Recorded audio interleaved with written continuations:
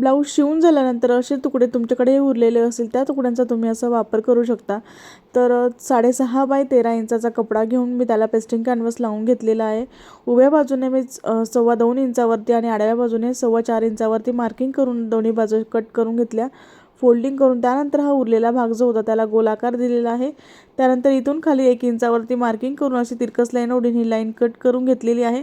त्यानंतर अस्तर यावरती ठेवायचं, सरळ बाजू एकावरती एक ठेवून एवढा भाग जो मार्किंग केलेला भाग होता तेवढा भाग ओपन ठेवायचा, सगळ्या बाजूने शिवून घ्यायचा आणि असा आतून कपडा बाहेर काढून घ्यायचा आणि सुंदर असा पाऊच आपलं तयार झालेला पॉकेट आहे, मिनी पॉकेट आपलं छान असं तयार झालेलं आहे।